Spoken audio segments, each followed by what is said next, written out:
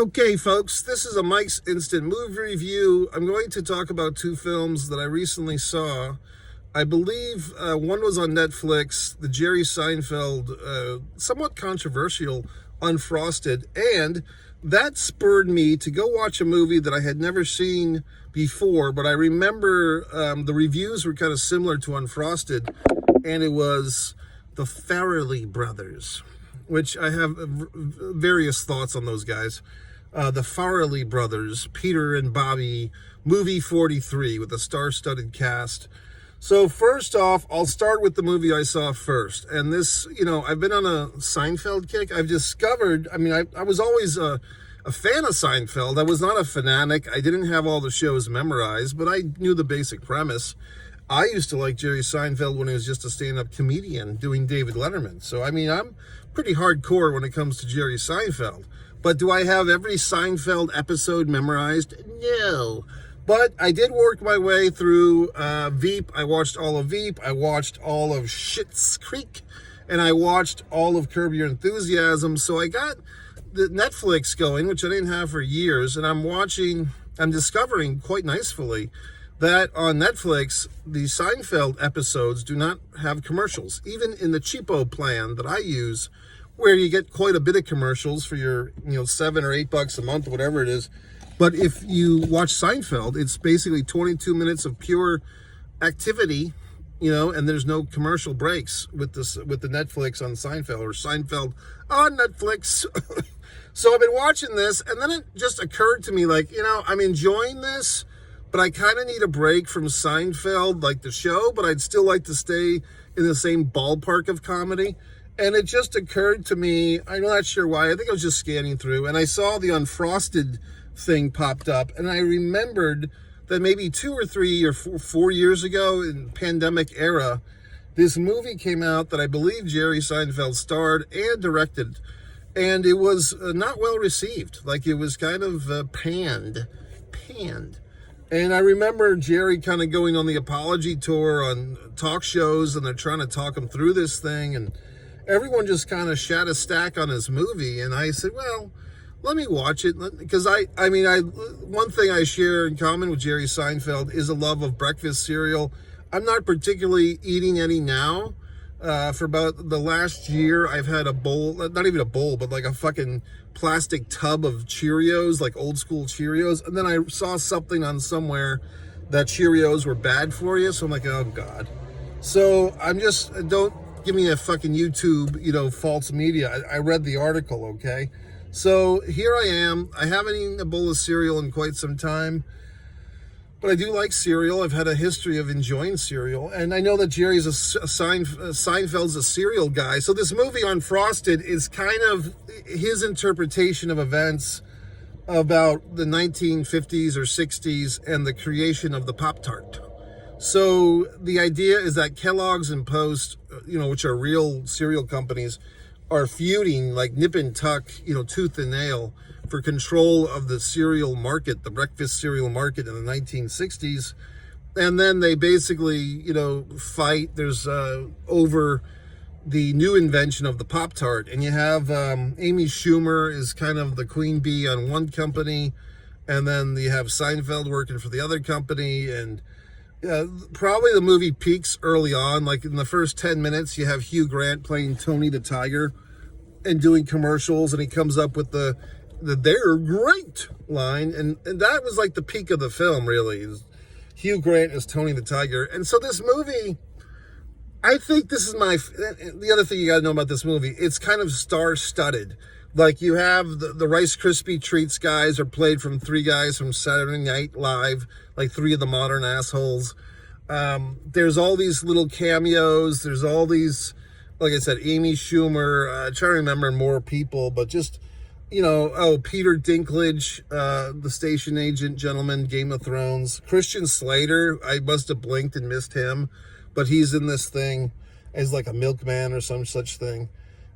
So basically, and maybe I didn't give my full attention to this film, I must admit, so take this with a grain of salt.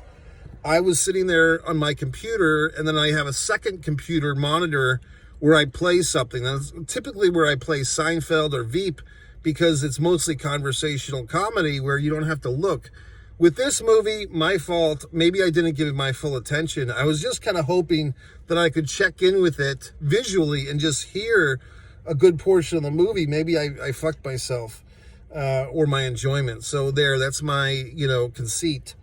I think the best part of this movie is just seeing people dressed up as the fucking cereal boxes, like seeing these assholes, dressed up as the mascots in the cereal boxes. And I actually, believe it or not, I'm at times a defender of Amy Schumer. I know that if you look at YouTube, there's all these videos of Amy Schumer show inside Amy Schumer, stealing jokes and stealing joke compilations. I've done that.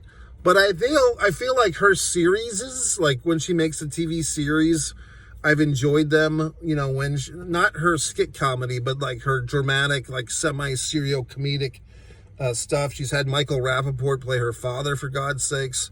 So I'm a Schumer apologist, and in this one she does pretty good. Here's my thing with this movie. You ready? I feel like the performance of Melissa McCarthy, a lot of the actors are trying to do a good performance. This is where I fault the film.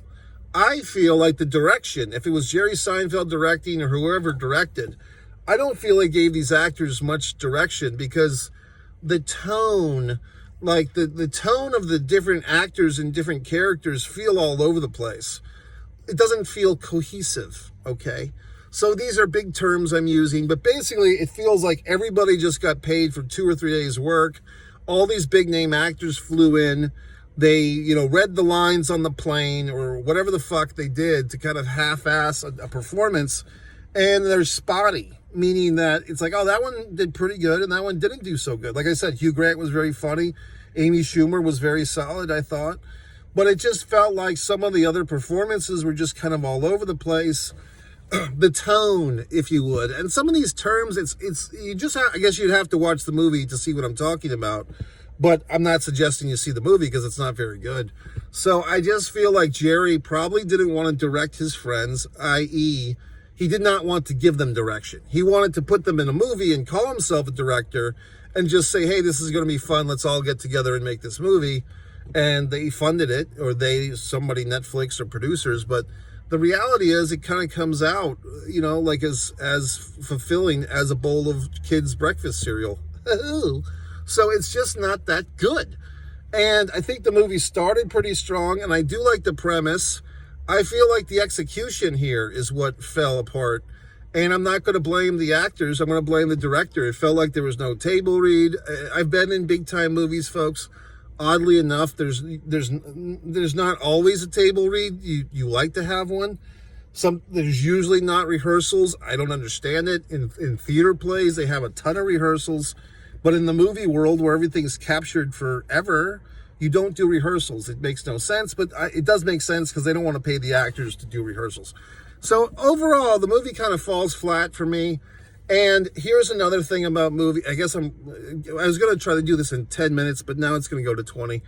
There is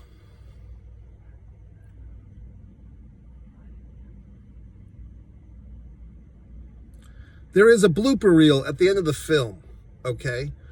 And what is that, Mike? It's basically like the mistakes, the errors, when the actors broke character or when they giggled or whatever the fuck.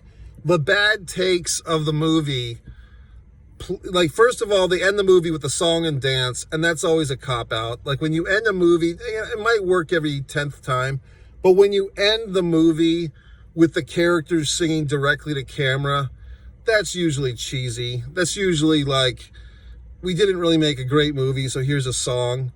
It's like they're trying to win you over in the end credits. I guess you could say that Marvel kind of does that with their customary, traditional little extra stuff, their little Easter eggs, as the kids call it. With this, it's even worse than that, because the movie comes to a screeching halt, and then you get a little song and a fucking dance. And all these actors, and this is when people start to hate Hollywood people. And I'm a defender of these Hollywood people because I know, first off, it's not just the actors or the producers or the directors. You have grips, you have lighting people, you have production assistants, all these hardworking scrubs that are making these films for our enjoyment. And I don't hate, for the most part, on Hollywood people, but this is the type of thing that makes you hate on Hollywood people, because basically it feels like they're having more fun than we are. You know, and I've seen many films, and I've said that in these reviews, where you can tell that the people in making the movie are enjoying it more than the people watching the movie. So when these asshole Hollywood fucks do a big song and dance routine straight to camera at the end of the film, I'm not enjoying it. And I just feel like they're trying to win me over, or trying to convince me that the movie I just sort of watched was good, and I'm just not buying it. Then the next thing, after they have the song and dance routine, they have the blooper reel. And this is when you know you've really fucked up, and major motion pictures do this, and then people who do like 48-hour film contests or local independent films, they've picked up on it, which is you're having your end credits, but just because you want everyone to see how much work you put into this thing, you put your fucking blooper reel on the side. Normally this is reserved for comedies. It's just hack. Basically, you're saying, hey folks, we know we didn't get you to laugh legitimately during the course of our film, but here's a blooper reel so you know that we tried. Fuck you. Fuck your goddamn blooper reel. It's hack. It's dog shit. It's a plate of dog shit that you're trying to spoon to the audience to make them forget that you made a shit dog movie, okay? So I hate blooper reels at the end of films. Basically, you're telling me that the film sucked. I already know that it sucked because I just watched it, assholes. So the movie stinks, okay? So this spurred me on because I remembered that 10 or so years ago, I guess 12, there was a movie by the Farrelly brothers. Now, if you know me, I lived in Rhode Island for quite some time. The Farrelly brothers are like the big success story of Rhode Island filmmaking. Oh my God, the Farrelly brothers. And yes, some of their early films, or even to this day, had references to Rhode Island and their love of Rhode Island and something about Mary and all this horse shit. And even I never liked the Jim Carrey, the two idiot brother, the dumb morons movies, whatever those are called. But they basically have this thing where they're basically putting their little flag in the ground. We're the Rhode Island funny guys. You know, the Farrelly brothers. They have been spotty for so long with their films. I liked the one with Owen Wilson. Was it called Hall Pass? I liked the Conjoined Twins one, Greg Kinnear and Matt Damon. That was a good one. Stuck on You. But beyond that, you know, the Jack Black, Gwyneth Paltrow one was very bad. They've been Scotty, and they just don't always deliver. So this one, everyone shat a stick on it. 2013, it was star-loaded with big names. The names in this movie are still mostly pretty damn big. You have Halle Berry, you have Hugh Jackman and Kate Winslet do a scene together, and now I'm going to explain this. Basically, the premise of the movie is like there's this kid who's a YouTuber, and he's trying to get YouTube views, and then him and his little buddies somehow get into like the dark web or something happens, and they find out that there's this movie called Movie 43 that nobody is supposed to watch. It's like the banned, you know, bad movie of the world. And of course, these kids find some website to watch it somehow. And then what we're seeing throughout the film is basically little segments of this film. Many moons ago, there was a movie or two. One was called Space Women from Mars, or Amazon Women from Mars or something, or Amazon Women from the Moon, I think that's what it was called, where you had kind of a similar deal where it's basically a movie that kind of feels like a Saturday Night Live type of deal, where it's just different skits shoehorned into a film. So if you look up Amazon Women from the Moon, I believe it was pretty good until like the last 30 or 40 minutes of Amazon Women on the Moon, when they actually have a story that's Amazon Women from the Moon. But before that, you have about an hour and 10 minutes worth of these pretty damn funny skits, okay? One of which the actress Rosanna Arquette is in, probably the best one. Arsenio Hall is in a really good one. So that's that movie from 30 or 40 years ago. This one, there's another movie, I believe the Kentucky Fried Movie, which is not, I didn't like it. I mean, I don't remember, I saw it a long time ago. It didn't make me laugh. But the same type of idea, like just an, oh, this is an outrageous comedy. Whenever they use the term outrageous comedy, 9 times out of 10, it's going to be a stack of horse shit.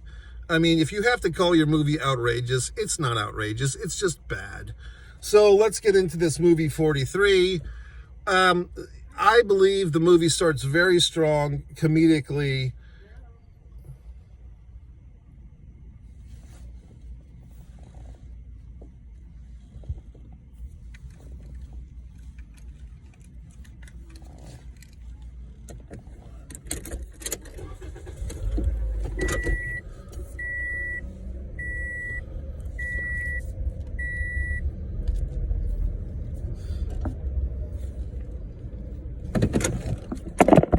Okay.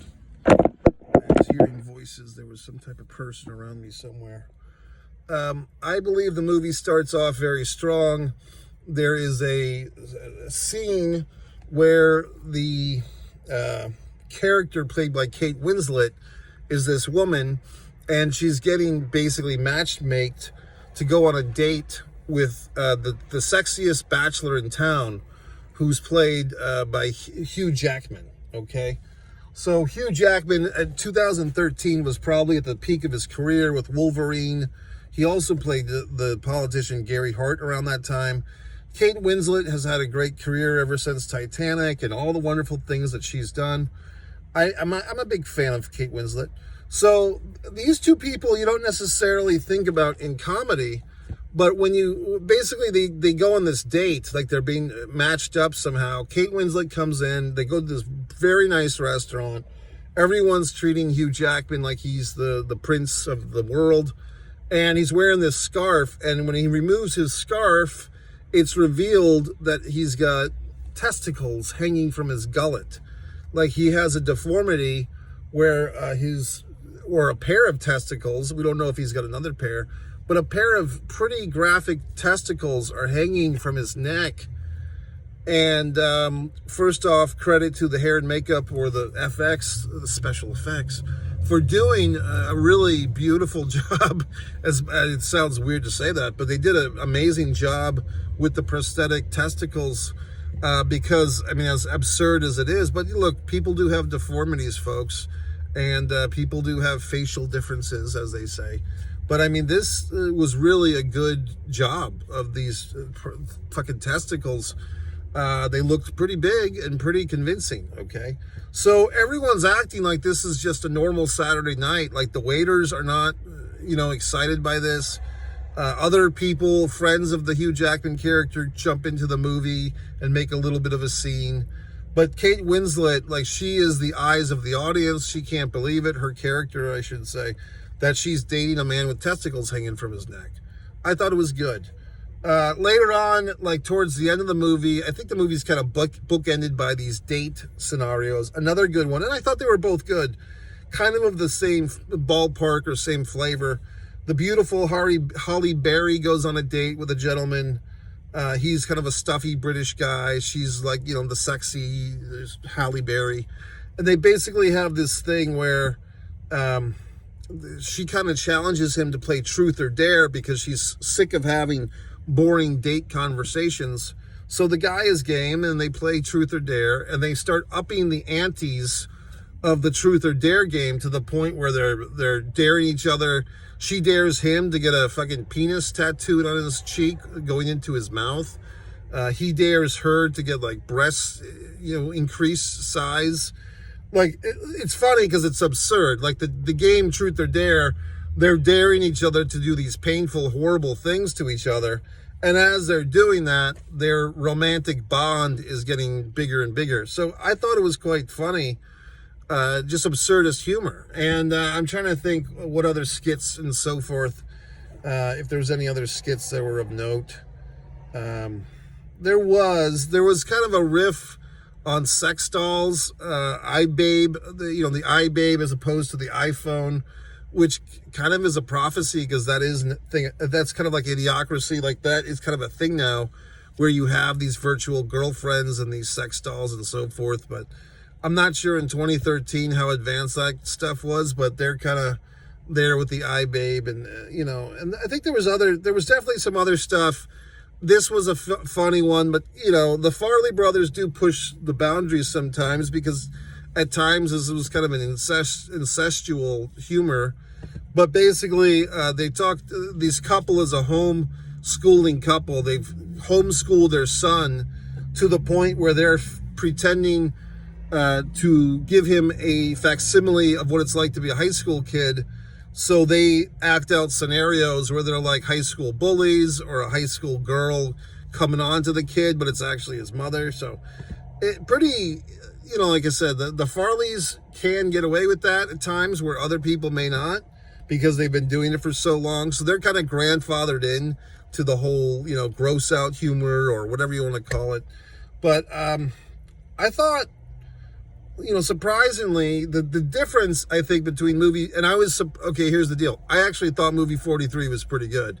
It's not perfect. It's not great. It's a thing where you could watch once. I don't know if I might watch it again at some point in my life, but definitely a thing where there's some skits that hit better than others. I think the three that I just mentioned were the best parts of it. The parents, the homeschool parents, and then the two date ones were probably the best three, and there's a few others.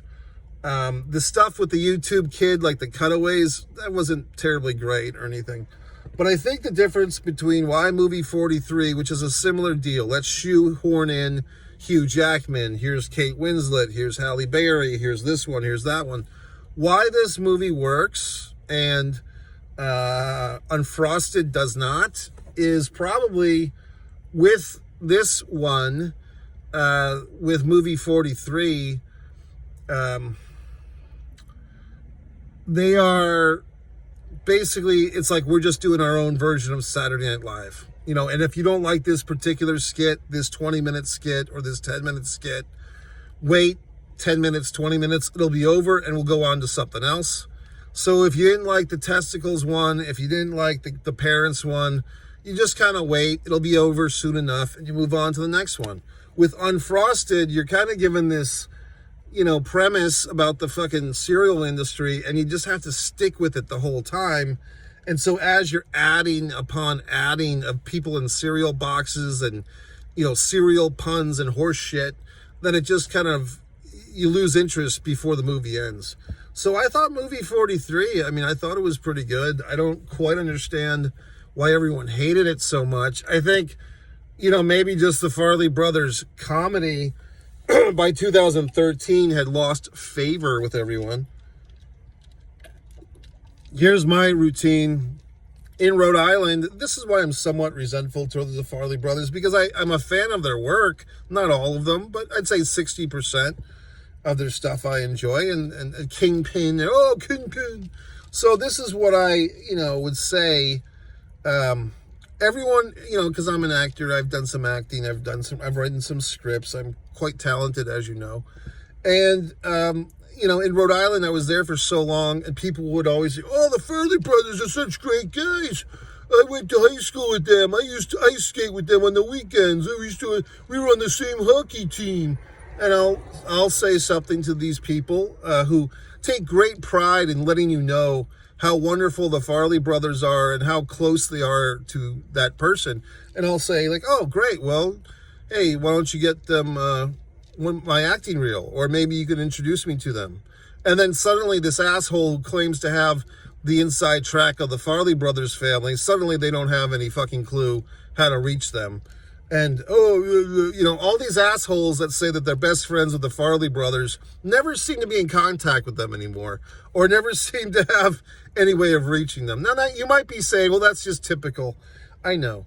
But here's the other thing. Once upon a time, I'll make this a quick one. There was a film festival in Rhode Island, and there was basically a bait and switch, I would call it, where the film festival was having this one-day screenwriters workshop, 8 hours of screenwriting information and lectures and all this horse shit. And the big carrot to go to this thing was that the Farley brothers were going to be there. Okay, great. So, your buddy here, or more, to be honest, a family member of mine, sponsored me, paid for the ticket so I could go to this thing, because at the time I was just starting with acting and screenwriting and all this stuff. I had made one movie with a friend. So I go to this thing, and to their credit, I guess, the film festival said pretty early within the day, hey, folks, we've got some unfortunate news. The Farley brothers were supposed to be our featured speakers today, but they're in Hollywood promoting their new film, and so they're not going to be here. But we've got many other great speakers here for you today. And the big one left was Morgan Freeman's agent. Oh, fucking great. Thanks. And she just spoke about how great Morgan Freeman was for 45 minutes. So the point of the matter is this.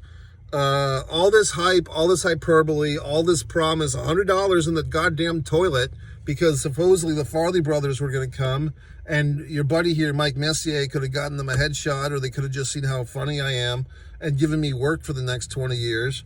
But nope, they just didn't show up because they were off in fucking La La Land promoting whatever, half-ass comedy they were promoting. So the point is, all the fucking talk about Farley brothers and ice skating and, oh, I went to high school with Bobby and Peter and they used to come over to my house and drink alcohol. Well, assholes, nobody's done me a goddamn favor and gotten me into the auspices of these people. So I'll go see Green Room and I'll go see something about fucking fuckface, but I'm not going to sit here and say that these are the fucking proprietors of goodwill towards Rhode Island people that the people seem to think they are. Oh boy, they put coffee milk in a fucking movie. Who gives a flying fuck? Okay? So anyway, that's my rant. I still go see their movies. I still think they're fine gentlemen. Oh, also, if we're going to tell the whole goddamn tale, several years after that fiasco, I was reading a book. Yes, it was something that you fine folks may not ever do, but I was reading The Comedy Writer, I think it was by Peter Farley, could have been by Bobby, one or the other, but one of the two gentlemen wrote a book which I read and enjoyed quite a bit, called The Comedy Writer. It did start to peter out towards the end, but I did read the whole book, and it's a novel, but it's fiction, but it's kind of close to the truth. I think Larry Charles is even mentioned in the movie, who was a Seinfeld producer. And the book was quite good. In fact, I was so impressed by this book, I put together a little tape of myself doing a monologue from page 1 of the book. There's a really good section, an excerpt, as they might say, from the beginning of the book, which I thought was tremendous. Can I remember it now? Me and my friends used to go driving around Rhode Island. It was so much fun. We would just drink and laugh and drive fast, look at girls and have a great time. And I remember thinking, this is so much good stuff because we're young. And I just wanted to hold on to that forever. I think that's what it was. But you know what? I also memorized a monologue around the same time from a stage play called Drift, I believe, I'm trying to remember this. Drift, I think, was the stage play. So that might have been from Drift. But in any event, The Comedy Writer was a book that I read. I memorized this fucking monologue. I had someone tape me doing it, and I sent it to the fucking Farley Brothers office in LA, and I basically got no response. So not a, hey, no unsolicited, not a, we watched your tape, you're awesome, here's a contract. No, okay, what the hell is this? Just nothing. So between the fucking screenwriting convention, the $100 in the fucking toilet with shit all over it, and the lack of response to my earnest video, nobody was asking me to do this. Nobody was saying, gee whiz, this fucking book would be a great movie. I was. But, I just feel like for all their fucking wonderfulness, I've got no love. I've got no respect from these guys. So why the fuck should I give a fuck about them? But other than that, I liked their movie, movie 43. I probably liked it more than most people. So of the end of the review, I say movie 43 is better than Unfrosted. MikeMessier.com. You can watch Blood Sugar Sedace. You can buy my wonderful book, Fight or Play Basketball. And you can do whatever you want. Mike Messier.